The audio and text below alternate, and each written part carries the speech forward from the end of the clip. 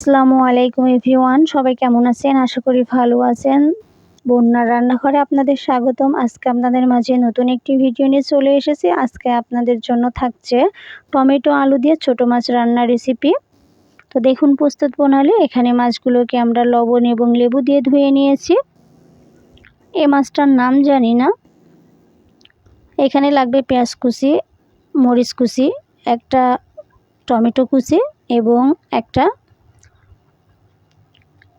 আলু পাতলা করে চিকন করে কেটে নিয়েছি। এখানে মশলা লাগবে হাফ চা চামচ হলুদের গুঁড়ো, 1 চা চামচ উঁচু করে ঝালের গুঁড়ো, পরিমাণ মতো লবণ এবং 1 চা চামচ উঁচু করে জিরা, 1.5 চা চামচ পেঁয়াজ বাটা।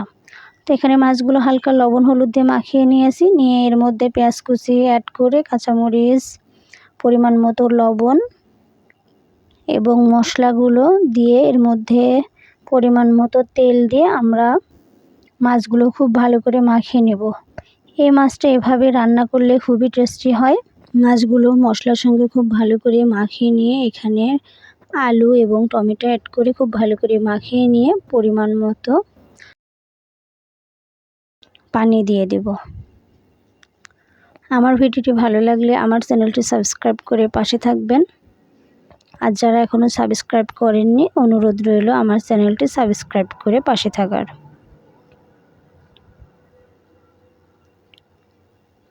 তো খুব ভালো করে একটু নেড়েচেড়ে মিশিয়ে নিয়ে চুলাতে বসিয়ে দিব। এখানে পেঁয়াজের পরিমাণটা বেশি দিলে খুবই ভালো লাগে, টেস্টটা বেড়ে যায়। তবুও আপনাদের পছন্দ অনুযায়ী কম বেশি দিতে পারেন।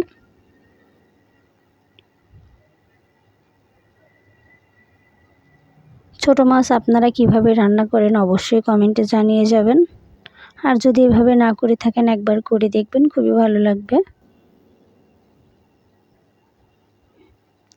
আস্তে করে একটু নেড়েচেড়ে দিব। এটা রান্না করতে খুব বেশি সময় লাগে না, অল্প সময় হয়ে যায়। যে কোনো ছোট মাছ এভাবে রান্না করলে খুবই ভালো লাগবে।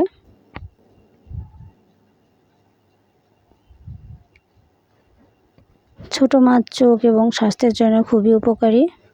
আপনারা চেষ্টা করবেন মাঝে মাঝে ছোট মাছের রেসিপি রান্না করে খেতে।